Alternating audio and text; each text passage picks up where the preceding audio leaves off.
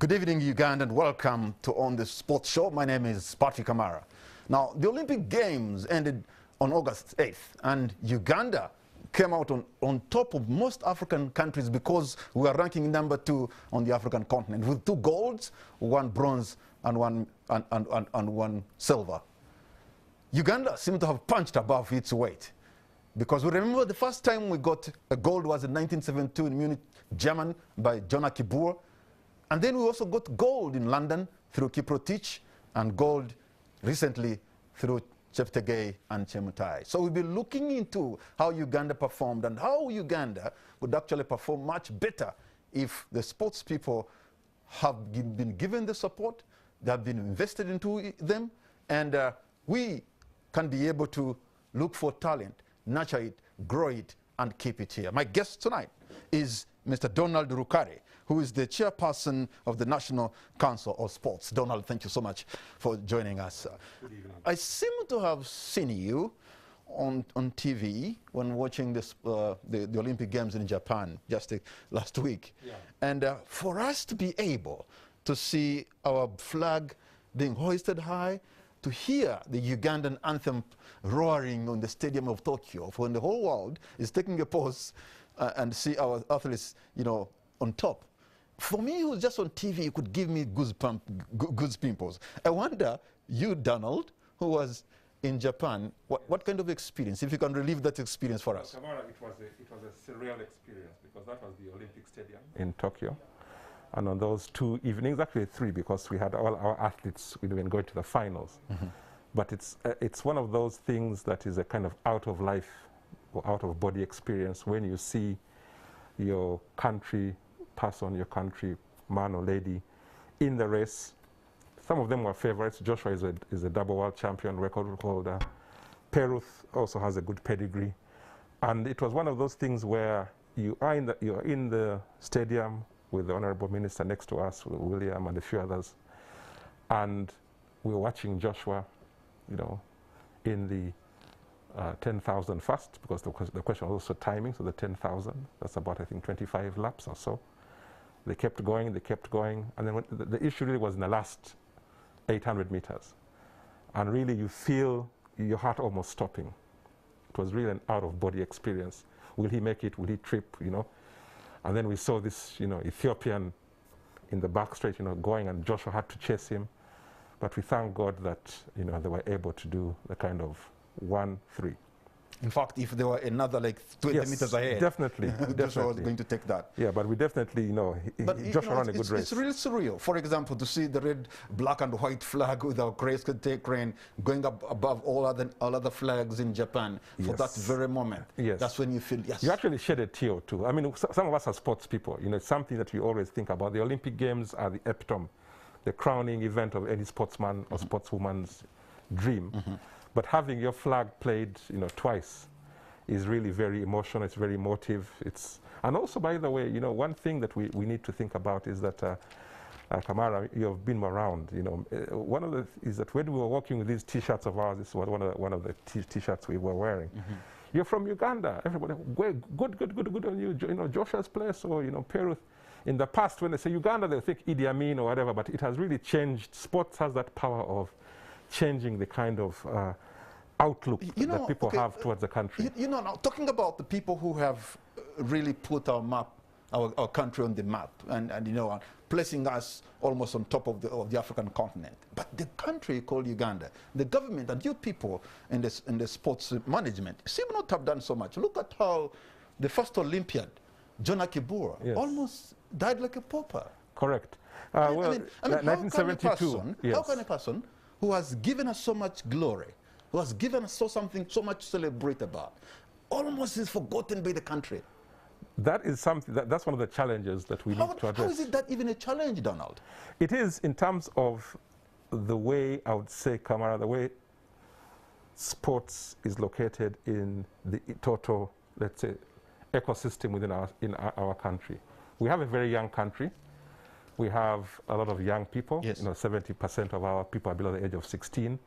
Very captive audience. You know, about 10 million people in primary school, about another 5 probably or so in secondary, 2 million in tertiary and higher institutions. So we have a captive audience.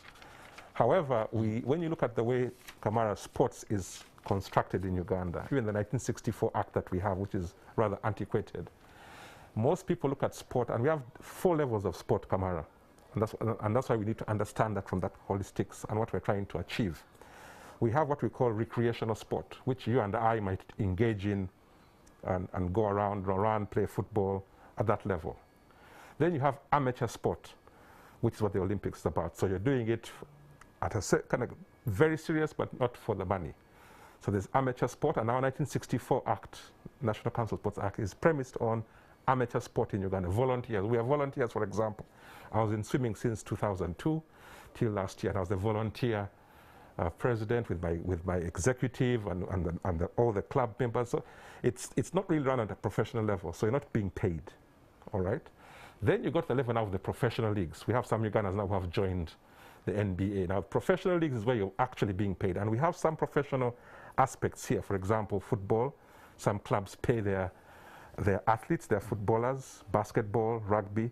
And then the next one is where you get in the 4th level of sports, is where you can get into sport for development, sport for peace, sport for tourism. Now, one of the challenges we have in Uganda, Kamara, is transitioning from recreational and amateur orientation and ethos into the professional leagues. And that now takes very many things to come together. Do you have the facilities?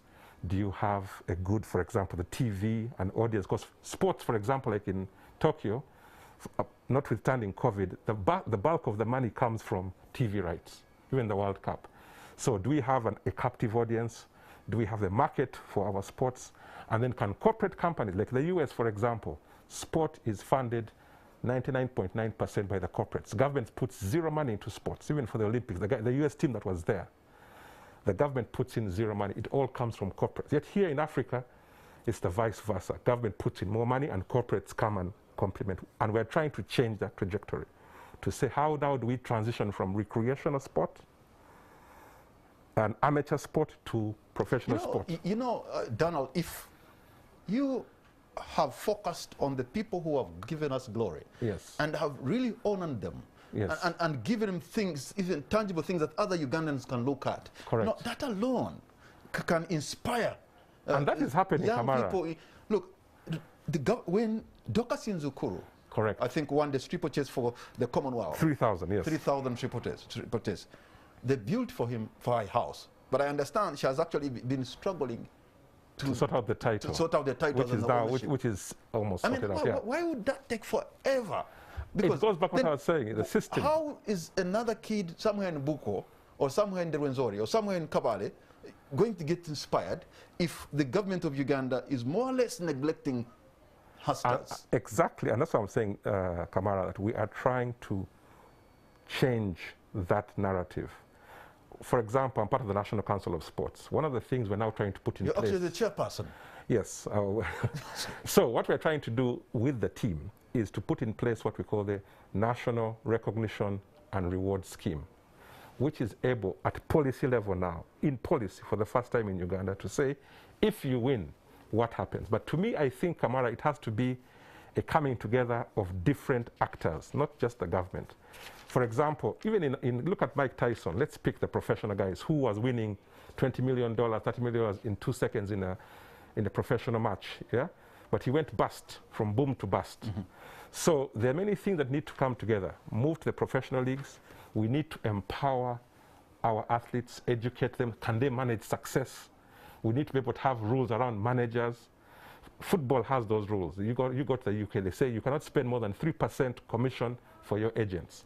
So we need to have that total ecosystem. But to me, it's about changing the mindset of moving from amateur recreational to professional. But even the professional team. So Donald, where is the strategy for the National Council of Sports and government and all the ministry for us to be able to have the next generation of the Good question. Games? Now, the strategy is already there, but it needs to be implemented deliberately and purposefully. So the National Council has a strategy. Mm-hmm. We need to rope in the federations to say now we have federations that are run professionally, and that is happening. Have long-term athlete development plans, bring in the corporates, and then slowly begin trying. Now we're seeing, for example, in football, in basketball, in rugby, you're getting now professional leagues. People are being paid a salary. You may debate the amounts. Now, the next issue is, to me, Kamara, is how do we attract corporates to bring endorsements into these athletes?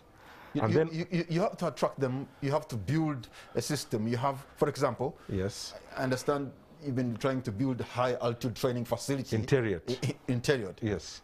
But I don't know at what level it is. It's now at about 90% yes, ready. But you can imagine that training facility should have been finished yesterday. Correct, I agree.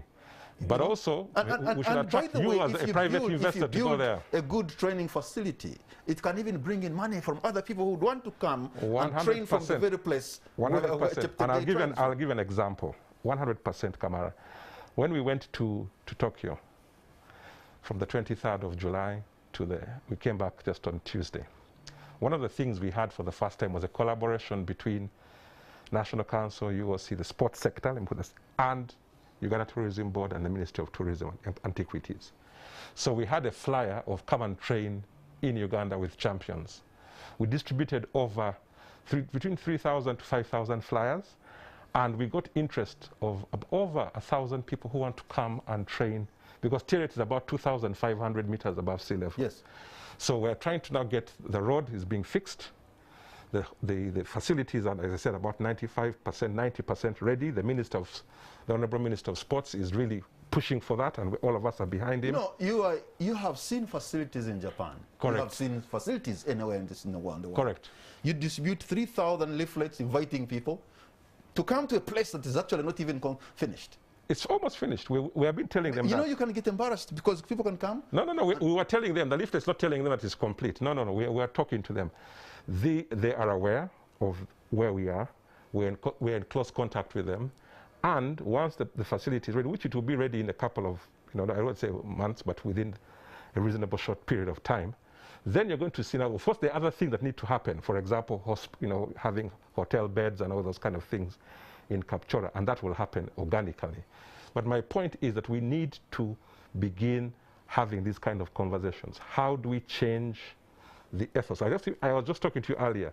How many parents out there who are watching us on NTV today would be willing to take their children into professional sports? And that's what you're saying. We need to have the role models. Joshua Cheptegei has just launched his 1 billion fundraising. He has a facility. We now see people seeing that you can go into sports. It can be a value chain. You can be a coach. You can earn a living. So even the young people out there are beginning to see that actually sports pays. Sports can contribute to national development. Sports can be a source of income. You can be a coach. You can be a physio. You can be a sports psychologist. I am a sports arbitrator. I do some arbitration cases. So to me, it's about bringing all these things together and having a plan, which we do, and then slowly you'll begin to see things changing. Because what you're saying, you look at Africa, look at Egypt. Egypt has all the facilities, gorgeous facilities. Where are they? So it's not just about facilities. Facilities are important. But you see, what you have seen in Uganda, that you have raw talent. Correct. You have people who are training more or less on their own. Correct. In fact, I'm told the athletes, the winners were saying that, little was invested in them by the government. Well, it depends where you're standing. But I think it was quite substantial. With all respect, Donald and the company were there to bask in their glory. Yes, that is true. Yeah, but really, as a country, we just have a few people who have tried to show that they can do something. Yeah. You just give a little push. Which we are doing, and I can assure you that right now it's progressive. Kamara, look at where the sports sector budget has come from. 10 years ago, what was it? It was about between 200 million and 300 million. It rose up in 2019 before COVID to 25.5 billion.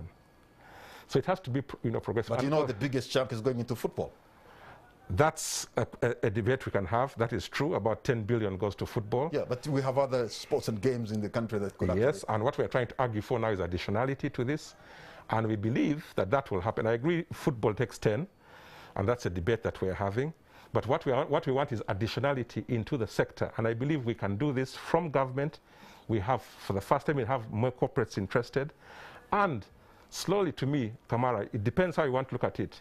Is the glass half full or half empty? In my view, it is half full. You're eternally optimistic. 100. I used to do sport. Let me give you an example. When I was doing sport in the 80s, quite seriously, by the way. There were many things not happening. There are many things we take for granted. Many countries in Japan, Kamara, were struggling with their kit. I'm not going to mention them, but this was happening 2 weeks ago. Their kit didn't arrive on time. Their allowances were not paid. They had limited support. You just go on Google. I'm not going to mention them for diplomatic reasons. So in Uganda now, we have moved beyond that stage. But you also had your own scandal. Of that course. You took people who are not qualified. No.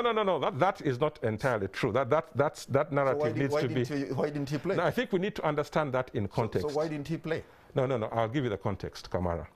Is that when it comes to these particular Olympic Games, in 2019, government of Uganda signed 2 pre-training host agreements with the cities of Izumano in Osaka and Tachishima.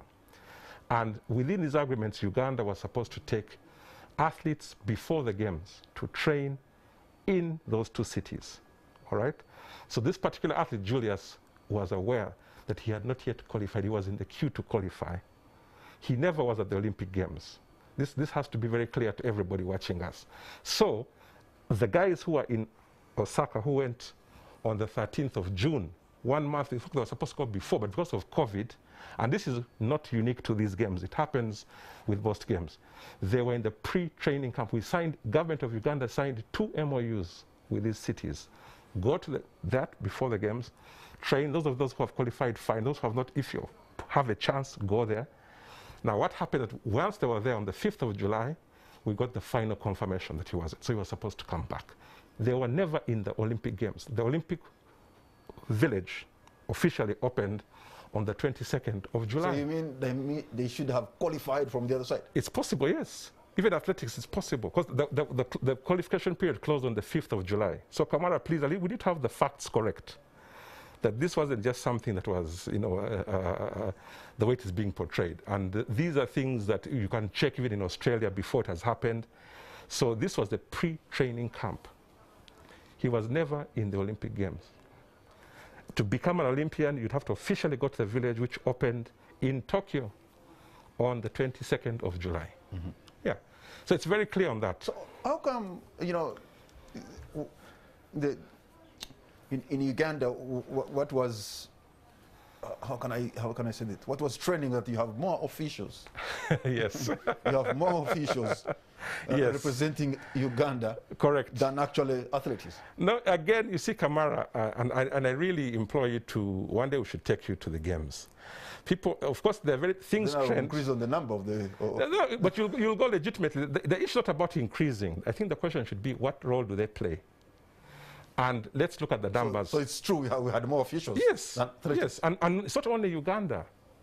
I can give you the statistics after here. How many people did Kenya take? How many people did Tanzania? Tanzania had three athletes and probably about 15 officials. Depending what you call an official, you see, there are different categories. Yeah. There are technical people, so who are related to doing like I'm not a coach, but people classified me as an official. I'm the president of the Olympic Committee, so am I an official? No. I go there for specific roles as the head of the Olympic Committee, so does the Secretary General, so does the government dignitaries, and then you have the technical officials. So even globally, by the way, I can give the statistics of what it meant, how many athletes were in. It was 1 to 7 globally in terms of the Olympics, 1 to 7, 1 to 9. So it's normal to have more officials. 100%, 100%. The issue people should, but you see, I think it's a national pastime to engage in mistrust and misinformation. But I can guarantee you that we don't do these things lightly. No. And that's why, by the way, Kamara, we are the ones. People should understand this. That famous list that came out. The National Organizing Committee, together with the Olympic Committee, we are the ones who issued that list. We made it public, which wasn't the case in previous editions. We made it public so people can have the debate. But the issue to me should be, what role are people playing in these games? I'll give you an example, these famous officials. We attended not less than 22 meetings together with the Honorable Minister when we were in Japan. 22. We don't just go there to sleep and, people think, no, 22. And you can verify this with different delegations. So what do we expect from these meetings? You'll see. We've talked to the Minister of Japan. We have talked to countries like Saudi Arabia. We have talked to countries like Egypt. We're signing an MOU with them on some of these issues. So it's about taking these things and understand that we're coming from a good place. There is no deliberate intention to take officials for the sake of officials. No. But it's very easy to come out and say, oh, there are very many officials. No. As I said, globally, the ratio is 1 to 7, 1 to 9. As the chairperson of the National Council of Sports, when you look at our sports facilities, sometimes you really feel bad.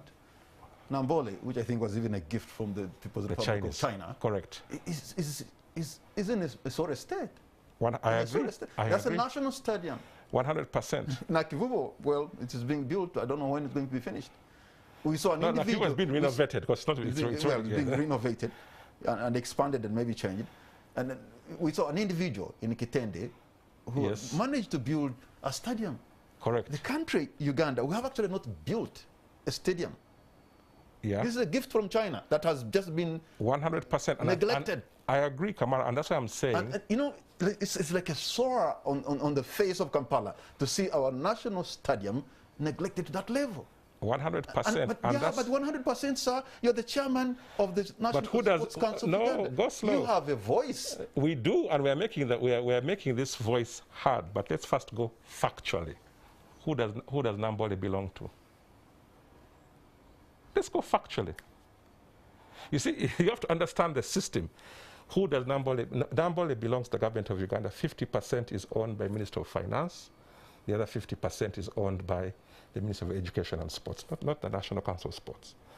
We have been arguing that these facilities should you're working in silos. Why, I mean, well, that's how. Well, we're trying to sort it out by talking to government. Let's talk about another silo. So government is talking to government, and government is not agreeing. Yes, we are talking. I mean, we're not agreeing. We are agreeing, but we are moving forward. It takes time to get these things done. So Nambole is owned by a company, a limited company. 50% shares one group and 50%. Let's even go further afield. We have over 16 traditional facilities. Bugembe, Kacheka, Peche, Buhinga. Now these traditionally belong now to the local governments. We have a decentralized system. Now what we've been trying to argue, and it takes time that these things come out, is can these assets be probably transferred to the National Council or someone? But right now as we speak, the titles, if we could find them, belong to the local government. Yeah, but the local government is still part of the government of Uganda. Minister of Finance and Minister of Education, these two ministers meet every Monday. And they are working hard to try and sort it out, yes. So I just wonder, it is in the same government. We're not talking about two governments. Yeah. So I'm wondering how the two cannot even agree and look at the problem and sort it. They are doing it. Money has been allocated to renovate Nambole. But keep in mind that we are now coming out of a very difficult time. Last year was COVID-19. There were budget cuts, but money has been allocated, and renovation for Nambole is ongoing. But you have to look at things in the total context. But you see, even Nambole should not have been, shouldn't be even renovated now. It's because there has been an element of neglect, of misuse and abuse. Well, I don't speak for the Nambole board. But they have a board. But it's a national stadium. Correct. Look at it. And what we would like, let me put it this way. What I would agree with you, what we would like as sports people is to have facilities in place that ensure that the athletes are able to practice and do their alternatives. Can the National Council of Sports, have some kind of, leverage to cause some change within? Can you effect some change? Can you use your own office to let whoever is involved there create change for the benefit of the people of Uganda? Sam Cooke sang a song that change is coming. Change is not something that happens. It's not like switching on a light. So it's there. Conversations are happening. The interagency dialogue is there. But as I said, these things don't just happen overnight. So change is coming. And we would like to see that the whole ecosystem, government has committed to renovate, the president put his word and made a commitment to renovate the 16 traditional stadiums. 2 of them are already under... maybe build, because, what is the renovation there? Well, I know there is somebody who attempted to, to build the Peche Stadium, and they put about 600 million, and all they built was just I have to verify that, but that is happening. There's Buhinga and Akiboa, and it's going to be progressive, all right? But what to me, you ask me, how are we going to change the trajectory of sports? Yeah. Kamara, it has to be, in my view, a combination of government and the private sector. You have been to the States, all right? Most of those facilities don't belong to the government. And there are different models. You can see the Australian model, the Italian model, the Australian model, the Indian model. They have a combination of private sector and government. To me, I think that's the model we need to have. Okay. How can we engage, for example, one important constituent we're not focusing on a lot, which we're trying to do at National Council, is how do we have partnerships with schools? Already, there's a gentleman called Mulindwa. Correct. He built a stadium somewhere in Kitende. 100% linked to his school. And yes, I mean, just one individual challenged the whole government of Uganda. Correct. Has failed to build a stadium. And Mulindwa has done it. Correct. You have even failed just to build roads to Kitende, for heaven's sake. There's a facility there, built by an individual. Can the government of Uganda at least think about putting proper roads to the facility? I can't speak for the government of Uganda. No, you can't, but you see... What I'm saying is there needs to be that kind of synergetic relationship. To me, if you'd ask me, Don, you ask me what's the strategy, it has to be bringing together government, private sector. I'll give an example. There's a gentleman called, I forget the name, but he's from Arua. He's building a first-class stadium, I think Angels Club in Arua, and also putting a first-class circuit for motocross, all right? So what government should be doing, which we are trying to have a debate with, and I'm happy that we have now the active ear of the government, is, for example, provide some incentives to investors who are investing in sports. All right, Donald, hold on to your point there, because we're going to take a break. And on the spot, we'll be right back. All right.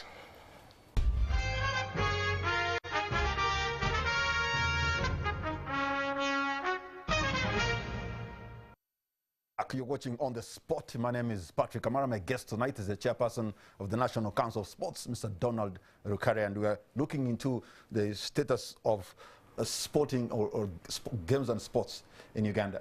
I want to look at our neighbors in the south, the Republic of Rwanda. They recently organized the basketball league. Yes. Yeah, and the whole world was there. Correct. Why? Because they have passion in basketball, they have facilities, and they have some kind of leadership. You know, we have more leverage to do more. 100%. But I wonder why we can't use the leverage that we have, the resources that we have, and already the natural talent that we have to be on top of things. Kamara, it goes back to me, appreciating the role that sports can play. And this takes the concerted effort of all people in the sector. We, first of all, in the sports sector, need to be able to demonstrate. Uganda, I think everybody knows the role that sports can play. Like, give an example.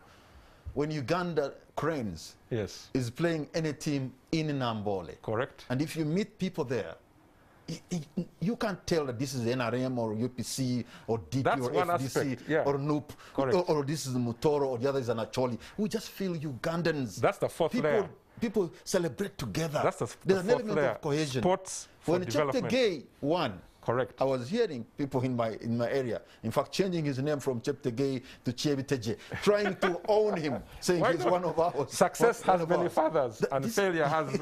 I agree with you, but what I'm trying to bring out, Kamara, here, is that it has to be a bringing together of being one, we in the sports sector being able to demonstrate the economic value of sports. Two, changing. I recently wrote a piece about the need to have a national sports conscience. Many people out there think sports is a mizanyo.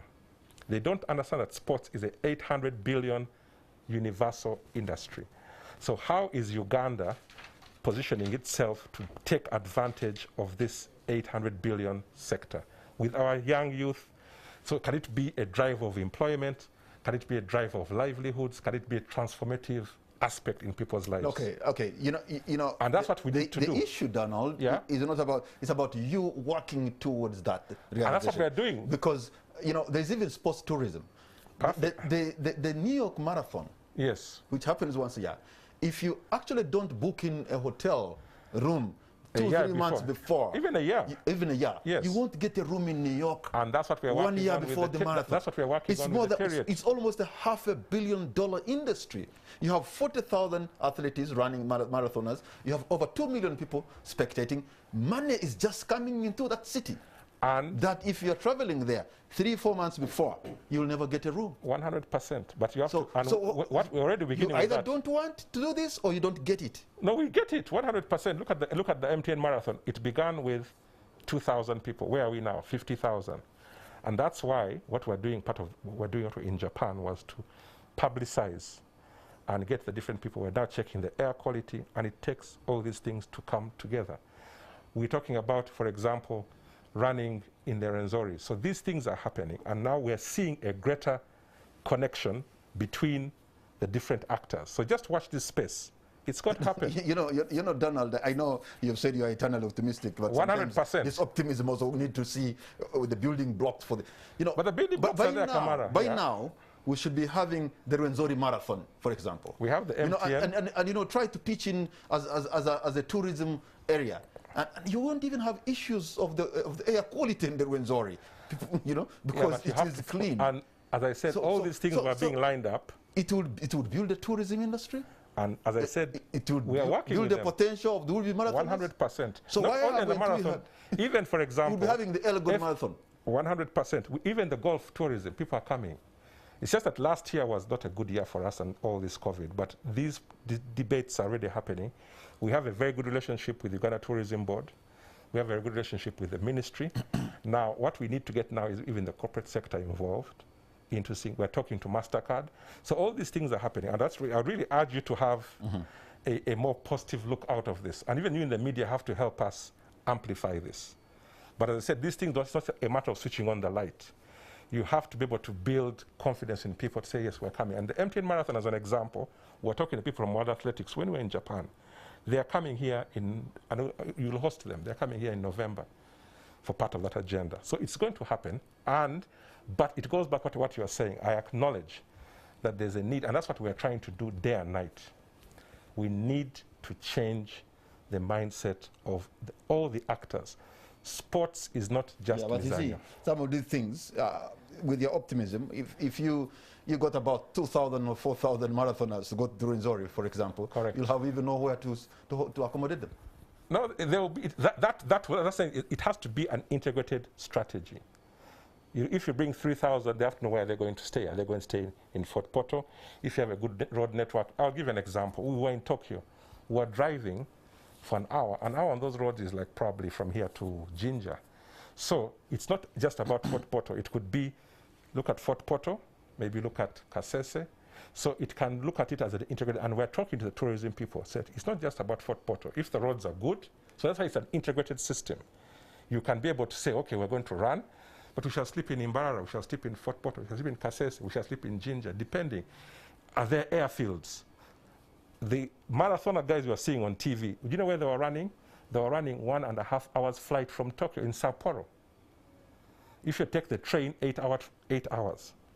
So to me, it's about having that grand idea, and I can assure you that idea is there. Now, where we have to do is how do we have these building blocks to get where we want to go. We have young Ugandans who have joined motocross. Correct. And they're the best in Africa right now. They're the best in Africa, but I see the individual families struggling by themselves. They carry the Ugandan flag, you know? Yes. But the Ugandan government, yeah, 100%. The Bleekies and the Amos Wekesas and all these people. Yes, I know Amos very well. I know Williams' kids very well. Jimmy Akena and group. Yes. You know, they put in their money Kamara, to carry the Ugandan flag. Let me ask you, there's Lewis Hamilton. You're a Formula One fan. This is not unique to Uganda. Lewis Hamilton of the Serena sisters, their parents put in, so there are different types of sports. You have to understand that sports is not homogeneous. There's massive sports. So those ones of motocross, they are on their own? No. no, that's on their own. We are working with them. No, I'm saying, look at Lewis Hamilton. First of all, it's a very expensive venture. 100%. It's like even equestrian or swimming. And then the government of Uganda will come and bask in the glory. They have put in zero money. Well, basking in the glory is one aspect. That's what happened. But let's first get to the glory to bask in. No, I hear you, but it's not, as I said, these are stories that are not unique to Uganda. What we need to look at, going back to where I'm coming from, let me ask you this question. You see that there are some certain sports that are called, by their very nature, let's take fencing or equestrian, yeah? These, by their very nature, or golf, yeah? I play squash. So you can't have the same strategy for squash as you're going to have for football, which is a mass appeal sport. But at the same time, we need to ensure that each of these different sports survives in the ecosystem. So maybe some corporates might be interested in golf. So look at golf. Golf in Uganda is primarily driven by the corporate sector here. They have some bit of government support. Motocross has exemptions in the law for their cars. But what we still need to do is let's, as a sports sector, come together and argue for additionality from government, but also get the corporates in, get policies that are able to help us move sport. Like we're trying to think about the lottery. You know what I know, for example, when defenders, when golfers descend, when golfers descend on my hometown, for example, in Fort City now, you know, the economy, those days when they're there, 100% changes. Something is added into it. And that's what we're trying to leverage. Motocross, when they go to Fort Portal, 30,000 people come to Fort Portal. So the rooms, so there's an ecosystem. And other arguments, that's the kind of thing we're talking about earlier. When you make that argument, then people stand up and listen, because then people know that the hotels will be used, the airtime will be used, the drinks will be used, the road vendors will also sell their merchandise. So it's a total ecosystem of that weekend when people are in. Money is left in that city. Yes. Now, you have an opportunity that you could leverage on something called the Nyege Nyege. Yes. In Jinja. That one has a bit of a controversial issue to it. I don't know what the controversy is, but what I know, depending which side of the coin you get thousands of people, if not tens of thousands of people, go to Jinja for Nyege Nyege. So if there was a sporting event to go around the same area, around the same time, then you know that you're attracting a lot of money. And some of people, these guys even come from abroad. So they bring in dollars. And that is why we're talking about one of the things for every Mzungu, for every person who comes in. Yes. And it's a week he spends in Uganda. Correct. Money is going to a border guy. Money is going to a guy selling the Rolex, the Rolex guy, to the taxi driver, to the airtime he buys, where he sleeps, the food he eats. That money remains in the Ugandan economy. And that's why I wanted you to first give us the benefit of the doubt. We are not 100% where we want to get, but I'll give you an example. We at the Olympic Committee and also National Council of Sports now, one of our strategic objectives is hosting international events. Like Qatar has it as a strategy. So we, in the last 3-4 years, have been hosting events here. International sports law, get 100 people. Swimming, for example, we hosted 11 countries. We had over close to 1,000 swimmers here for a week. We estimate it brought about between 500,000 to 800,000 US dollars into this economy, minus the flights. Uganda Athletics Federation hosted the World Cross-Country Junior Cross-Country Championships in Kololo Airstrip, $3 million to the economy. Now, these are the kind of arguments we need to make. They were here for the whole world was here when Joshua actually was running, if you remember. So these are the kind of things we're trying to look at. It's just that right now, because of this COVID or whatever, we're trying to host, as you're saying, one of the biggest ever those international events when it comes to long distances, because we have comparative advantage. Take into account what's happening in Katora. So I would like you to believe that we do have these ideas, but we need all of us to galvanize. And that's why, for me, I'm an internal optimist that things can only, from where we are now, things can only get better.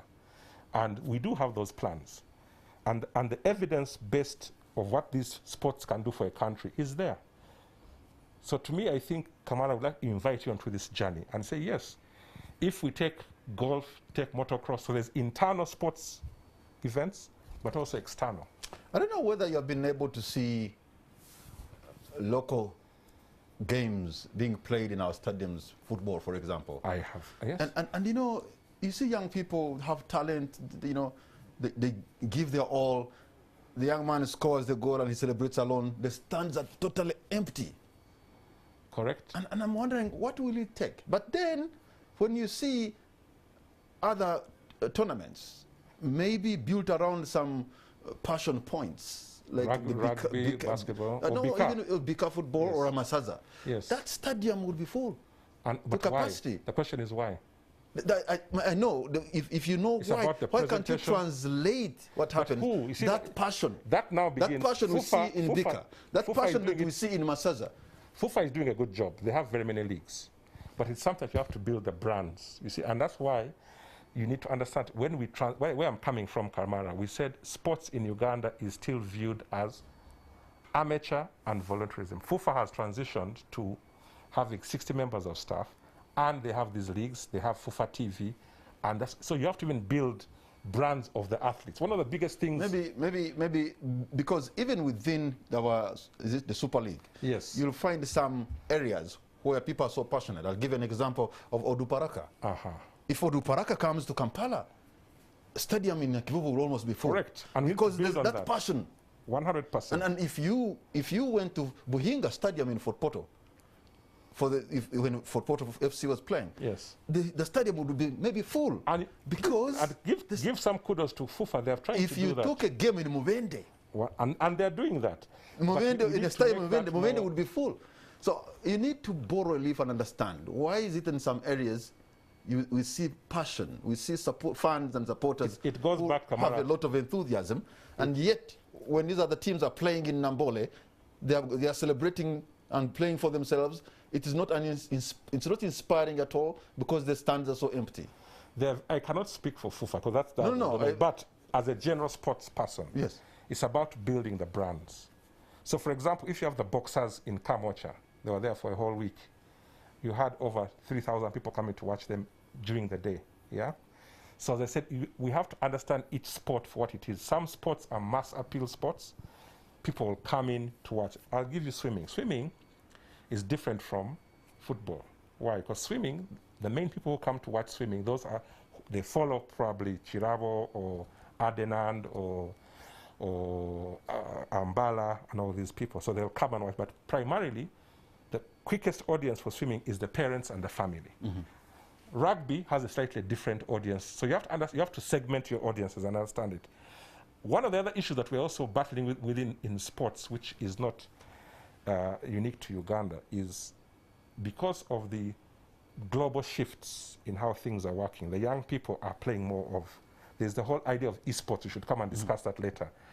So this issue of having eyeballs, what you call eyeballs and bums in seats, is changing, because people don't want to go to the stadiums. They'd rather come and watch the Premier League for Chikumi or 500 each coin and get live telecast. So one of the challenges we have in sports is to make sports attractive to the audiences. And that's why many people think of different ways. No. One of them is maybe online audiences now. But Donald, I'll give you an example of where the same stadium, correct, the same game, we'll find it is full beyond capacity. The case in point, Masaza Cup in Buganda, or Bika. Or within the Super League, or within the Super League, correct, if Onduparaka is playing, 100%. or Fort Portal FC Tori FC is playing, you'd see people there. How come in other football clubs people don't attend in big numbers? We have to do the research. It goes back to saying, what is the motivating factor? I ask a question back to you. Yeah, but if you're saying if you have a team called URA, yes, it's going to be very difficult, with all respect, for you to build maybe a fan base. So because maybe where's the passion point? Maybe if you have a team called Uganda Police or Uganda Prison, where is the Villa passion? FC. I asked people recently. I asked my good friend Agre at KCCA and said, how many fans do you have? All right. So maybe what you're raising, we need to do deeper research, is like this Manchester United. These are home-based clubs. So Manchester United is like a village. Yeah. So most of the guys who support Manchester United come from the Manchester United area. Of course, it's got now global appeal, so it will have fans who go well beyond. But the people that hold the season hold tickets come from mainly Manchester United, that area, Liverpool, the same thing. So what I'm hearing from you is maybe we should be thinking, maybe if I'm from Arua FC, Fort Portal FC, Onduparaka, or Marara FC, guys come from that area and galvanize around. I think chances are you can have some compared, for example, if I am a fan police of or URA, yes, things like this, because where is the passion? So the club now has to find a way of how it attracts. You have to identify with the people. Yes, it's like almost like a business. Even you as NTV, you do ratings. Why should I tune into NTV and not NBS or to UBC? You have a strategy of attracting people to your viewership and retaining them. The same thing in sports. It's a business. So you have to think about how do I attract. And one of the things to me is we need to begin profiling our players. We should ask the administrators out of the media. Let's profile our players and then build that fan base. And see, how do you build a fan base of Uganda Police or of NCS Football Club? How do you build it? It's not just organic. It has to be something that you deliberately plan, attract your fans, and retain them.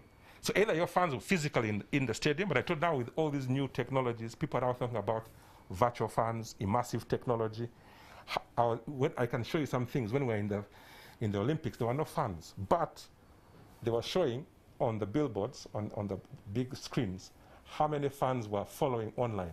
In swimming, and the results are coming up, for some of the events we had 27 million people watching. 27 million, Kamara, but online. So these are different things that we need to begin thinking about. How do we bring all these different facets, but understand your sport. If I'm swimming, what is my audience? If I'm boxing, what is my audience? If I'm football, I don't think a swimming stadium will fill 70,000 people like a football game, but you can have quality. That's why, for example, F1 fans will spend 300 euro for a ticket, whereas a football fan will spend 20, but they'll go for mass. So to me, I think we have to look at these different aspects.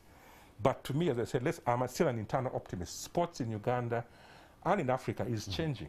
Okay. And we have to remain positive. Others we just throw up our hands and say we give up. So now, for those kids listening to you, they could be somewhere in Aduku, in Lira or Apache, in Chawente, or somewhere in Kisoro, or somewhere in Kalangala, and they have that talent. Yes. How do you go identify those talent and bring them up, nurture them, grow them, and then you have another generation of sportsmen and women who will put our country on the map? To me, one of the quickest strategies, Kamara, which we're trying to work with, is working with and through the schools.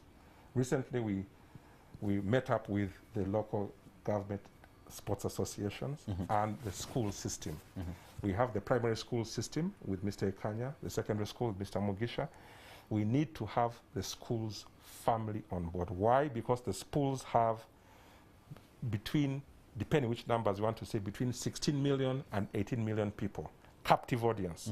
So if the schools have properly trained PE teachers, that's the first beginning point. Then from there, you begin building. So facilities in schools, having the right coaches or PE teachers, then that person will be able to be identified. But I hope you are aware that some businessmen have turned commercial building to schools with no football grounds, nothing else, and they just put them in a building. And those are the majority of the schools that we have. And things, in the old days, how did I get into sports, Kamara? I got into sports because I was in Buganda Primary School. There was a football pitch, but I was the son, luckily, just by stroke of accident, I was the son of a professor. So I grew up in Makerere University, where we had access as professors' kids or lecturers' kids or members of staff kids. We had access to the swimming pool, to the basketball court. So I swam not because I was the best. I became the best swimmer in Uganda at one point, believe it or not, before all this happened. Not because I was just, but it's because I had access. Now, access is important. So access comes with access, quality, affordability, yes, but you see and now, relevance. So that access is not there. Yes, but it's I there. I don't agree with that. It is there. Yeah, when you talk about 18 million students, you should know a big chunk of those go to schools that hardly have. But we have a very vibrant primary school event. Now what we're trying to link up is how do we link up the primary schools to ensure they have proper coaches, and eventually to the secondary school. Now where they get lost is when they come from primary school, they get lost after secondary, they drop out of sports and university. So that's one of the challenges we're having, to say, how do we keep these kids in school? And that's where the talent identification comes. identify them. There are some scholarships being given to them by some schools, by some universities. I remember a few years back we used to have, I don't know whether they're still there, the Kampala Kids League. Yes. And the Kampala Kids, and these young boys, that they was trying, yes. And most of these kids are so doing talented. Well. Yes. They would go to Europe and win trophies. Yes. But I would always wonder, when they become mature, where do they go? Some of them are doing very well. Locadis and others are doing very well. But now we also have the other leagues, the academies that are going on domestically here. And that's why you now begin to see very many Ugandans from this formative stage are now playing. And it takes time to build this. And I can guarantee you, Kamara, in the next 10 years, some of these things will be totally different. Because once you have a very good, it's like saying if you have a good foundation, then the building will stand. So once these kids have a good foundation down in any sport, that's why schools, to me, is where we need to be. Well, in my view, Kampala Kids League was a very good foundation. Yes, and very many of them went to do very well in their different places. So this country, Mr. Chairman, National Council of Sports. Not done. Yeah, but I also want to use the word yes. because of my next question. You know, countries in the region, you find they're competing, for example, to host CECAFA, to host AFCON. You know, we would love to have something like this. But we are light years away for us to be able to do something like that. Yeah, that's why I was saying one of the strategies we have is hosting. So we need to be able to put that strategy in place, ensure we have all the facilities, ensure we have the requisite hotels. And these things are happening now. Many airlines were coming here. It's about connectivity, the cost of a hotel. Averagely, for example, in sports, what people, Tokyo was a bit different. But normally, what I said, we hosted 11 countries when I was in swimming. And athletics has done. Normally, they want like the range, hotel beds for around maximum $150 full board, all right? But you have to have the number of beds available. So it has to be a concerted effort of all of us to do that. And I believe FUFA has one of those ideas of hosting. And they've been hosting here a number of countries. So to me, we need to keep on that trajectory. How do we ensure the private sector is aware that if I build my hotel, people will come in at a competitive rate? Because in some countries, like where we are in, beds were going for $600. That was a bit on the high side. But if you have something in that range, yes. So hosting has to be part of a global national strategy. Do you have airlines coming in? Are you able to get the visas? Do you have enough hospitals if there's a problem? Are you sure that you have, when we were in Korea, there was a big issue on food quality. All these things have to be looked at. It's not just one single thing of hosting. How is your food quality? We had to have certified restaurants where you could go because people were worried about the food quality in certain countries. So it's that total thing. One time we were supposed to go to Senegal for swimming. Ebola hit, not in Senegal, but in neighboring countries. The event was cancelled. People say we cannot go there. Is the place safe? That's why even in Uganda we're lucky now we have this safe. We shouldn't take peace for granted.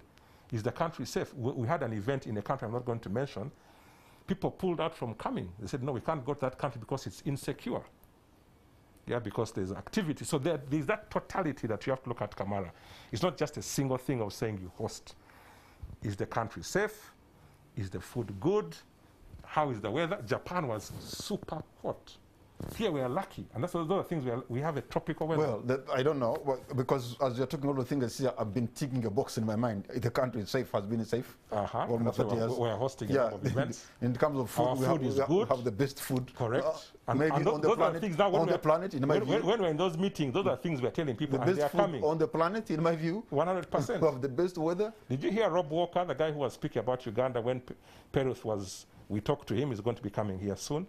He was saying this is the most beautiful country with the best people, the best beer. He talked about Nile Special. He got it free.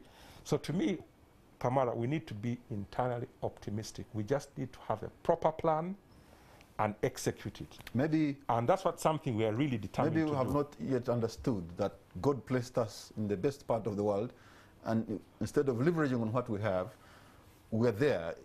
No, we are doing it. Surrounded by so much plenty. We are doing it. But somehow we don't know how to. We are doing it. To tap the potential that is within us. Within the people, within our... I have a slightly different view. I believe we are doing it. We can do better. We're not 100% there, but we are surely on the right path. And what we need is all of us to be pulling in the same direction. Donald, we're going to take a very short break, and when we come back, I'm going to open the line so that you two can be a part of this discussion. Of course, you know the situation of sports in Uganda. You know how Olympians have performed. I don't know what you think about how Uganda is honoring those who are putting our name, our country, on the world map. We'll be right back.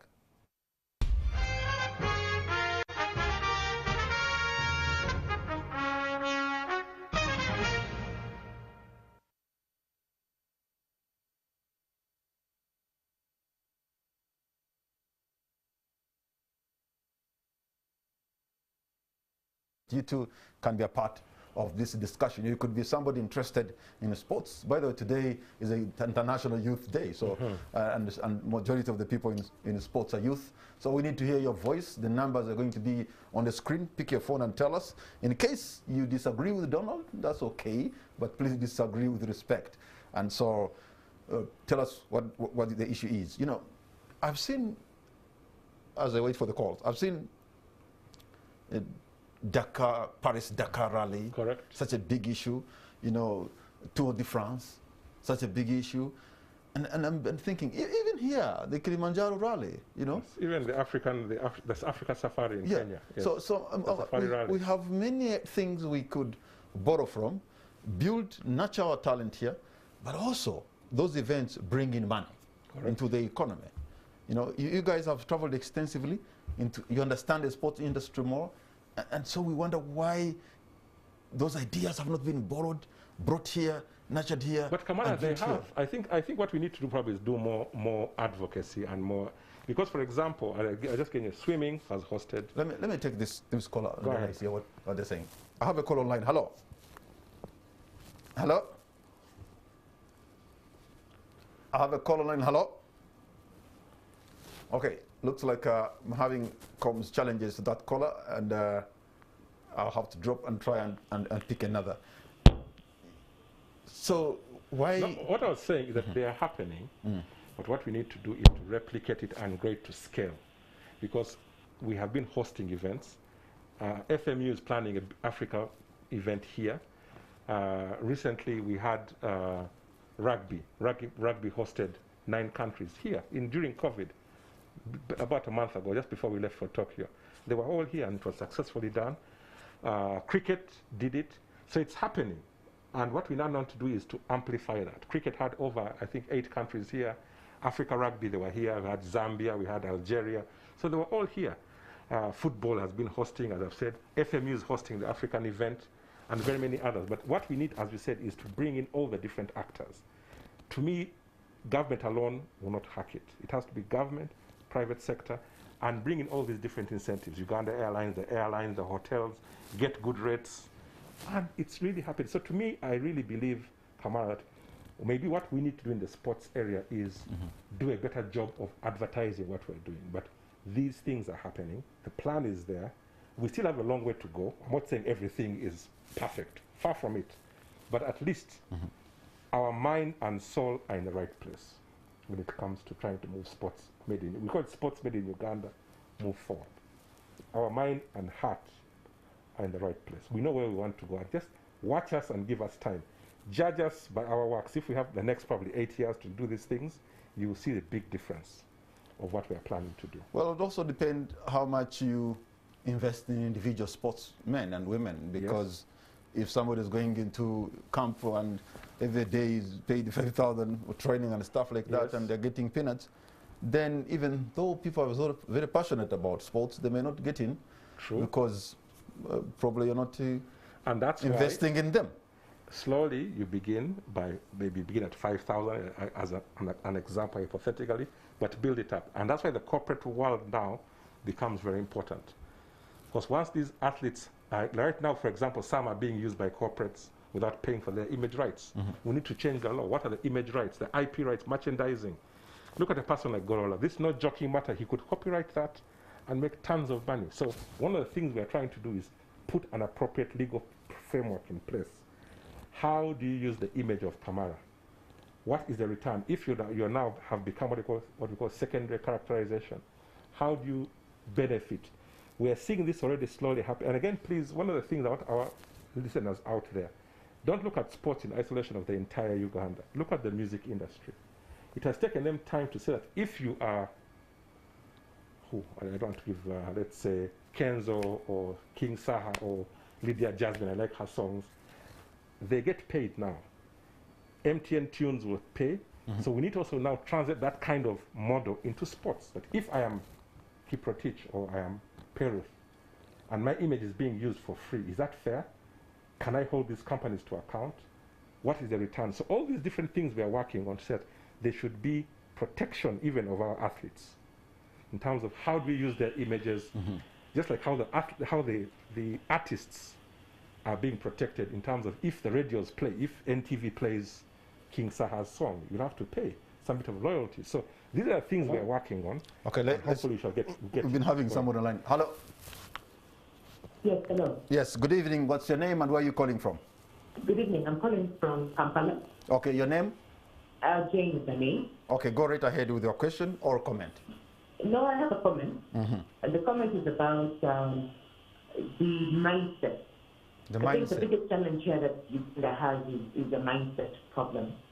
And it's understanding what the intricacies are of sports in Uganda. So that I agree with Don with what he's saying. We've got to understand the bigger picture and see where we're going. This is not something that's going to happen overnight. Correct. This is something that's going to take step by step. I think it's going to take a few years to get to where we're supposed to be going. Secondly, this is the beginning, right, with what has happened with the Olympics and everything that has happened with the medals and the publicity. Today we had Joshua Cheptegei launching his foundation and wanting to do his stadium. That's great stuff. The question is the companies that have been using his image, congratulating him. Those same companies need to be jumping on board. So it's just not the government that's going to be doing this. It's going to be a combination of the government and the private sector. So the corporate companies need to really step up with their CSR and their just investing in general. So even an average Joe who comes out and says, I want to invest, needs to come out. Secondly, the government needs to be giving private investors incentives to invest. So for example, you have people who are going to be investing in industrial parks. $50,000 they get tax holidays. Do the same for sports. Correct. If someone is going to be building a sports facility, give them the same incentives as well. So it's a combination of private and government. But thank you, Don, for representing us, and thank you, Kamara, for the show. All right. Thank you so much. I forget. I didn't get her name. Okay. But she was spot on. I think she was very articulate on these issues, and I want to thank you so much. So, well, we have another call online. Hello. Hello. Hello. Yes. Good evening. What's your name and where are you calling from? I am called Boham. I'm calling from Soroti. From Soroti, you're on air, Boham. Yes. First of all, thank you for the show, Kamara. You're welcome. And my feeling is that the questions that you have asked Mr. Rukaire are very pertinent questions. But how, Mr. Rukaire, you are responding to the questions is so much of sweeping. You are trying to put it that everything seems to be going right. You seem to be saying everything is in line. You are planning. You have put all things in order. But I would appeal to you that let us begin to see that there is a problem. For instance, if in Tokyo there were 30 officials, it's not problematic for someone to point out that yes, 30 officials against the 25 athletes could have been a problem. Secondly, we can see where the young man is struggling from now. That he wants to raise 1.7 billion shillings for the construction of a facility. Yes, we have got into the world map now that everybody is going to be interested to come at least and do training in Uganda because we have high altitude areas. But things have been mentioned already here in the show. You have talked about them. Issues to do with infrastructure that will lead you to that point. Issues to do with hotels and other things. So I think we need maybe to start doing things one at a time. All right. Otherwise, from the show, I've seen that everything that would have been challenging to you is in the pipeline. But what is it that we are going to see within maybe the next 2 years before the next Olympics of 2024? And we will be there to celebrate that. Yes, from our learning in 2020, which was, of course, done in 2021, there has at least been one step or two things out of the so many which you have seemed to have alluded to as to be in the pipeline. Otherwise, we will again sing the same glory, and the glory will be because people individually, all these athletes, individually worked hard. All right. Finally, just to say that the other day we were trying to follow another show, which was trying to, which alluded to the fact that for these athletes now to be winning gold medals, silver medals, and the bronze medals that we have collected at Uganda, there was a very deliberate program that was done in Uganda about 5 or so years ago.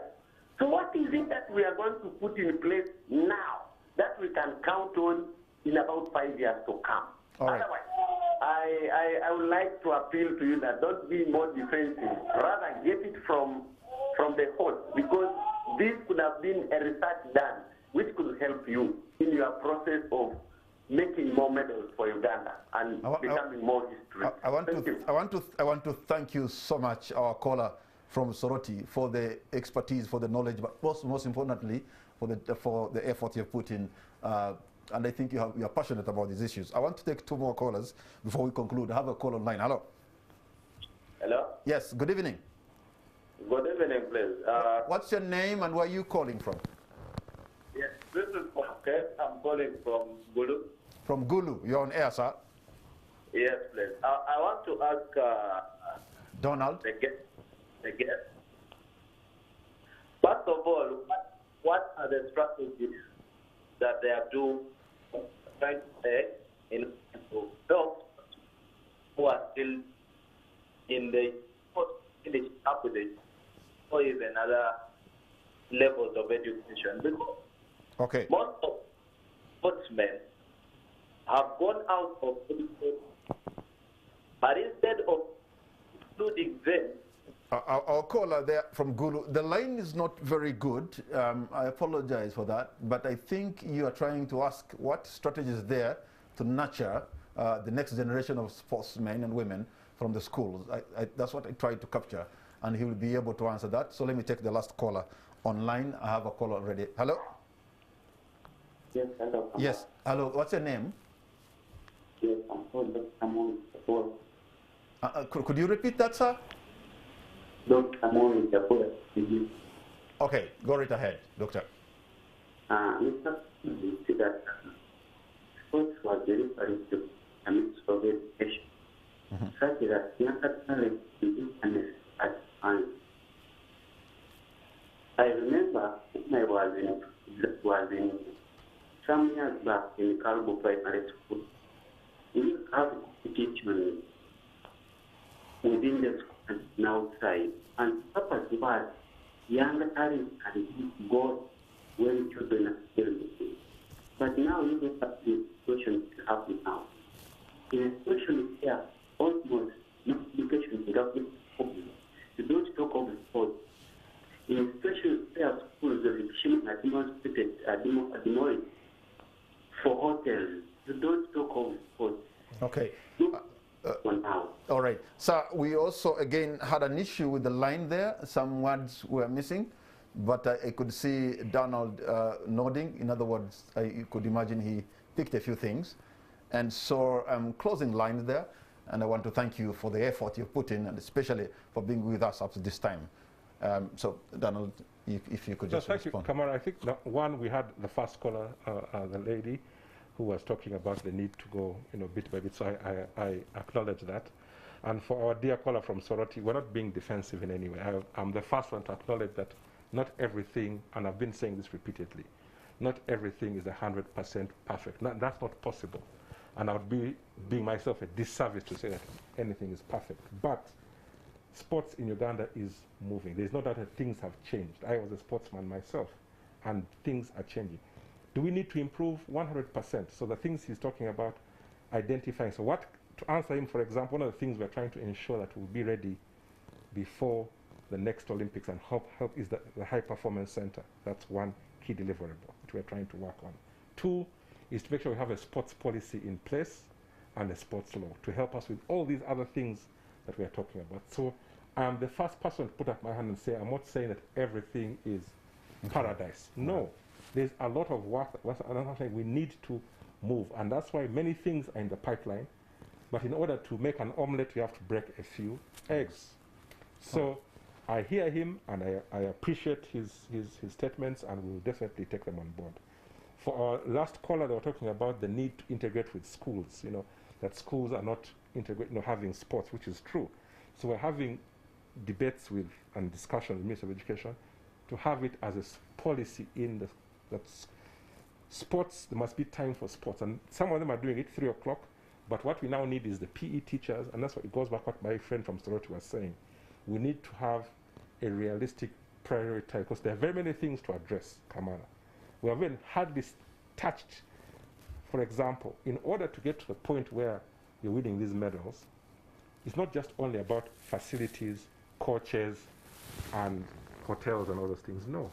There's a whole area of nutrition, sports nutrition. There's a whole area of sports science.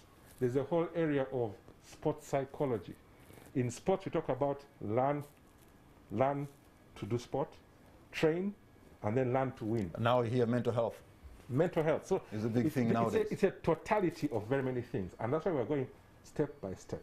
Okay. But what we need is to acknowledge what is the central role that sport can play in changing the lives of our multitude of youths, and have a plan or the pipeline, and then slowly have benchmarks. All right. And one of the key things for us, if I pick 3 things as I end, Kamara, is we need a sports policy. Your concluding remark. Yes, we need a sports policy, which we are working on, a new sports law, and then these other things like the reward schemes, and then hopefully integrating with the private sector and the schools, and then we shall begin to see sports and the federations and associations. We have 51 of them in Uganda, 31 are Olympic-based. We need also to have strong federations, strong clubs, and strong schools. And then, Kamara, I believe sports will begin to take its rightful role in society. All right, I want to thank you so much, Donald, for your time. Thank you. I know we are a good country with good people. We have talented young men and women, and some of them, these are raw talents. They have shown us that they can be on the top of the world in the different sports discipline. From 1972 through John Akibua, to Stephen Kiprotich in London in 2012, to Chemutai and Cheptegei. I think we can get many more. And for you, Cheptegei, you have to know, and Chemutai, that Ugandans love you and fall in love and are so passionate about what you're doing. In fact, in Western Uganda, Cheptegei, people call you Cheviteje. And for you, Chemutai, I heard people in Fort Portal call you Komuntali. In other words, they want to own you. That's what happens when somebody wins for a country. Some barriers get blurred and we become one. So we congratulate you once again for putting our country on the top, almost on the top of the table of the African continent.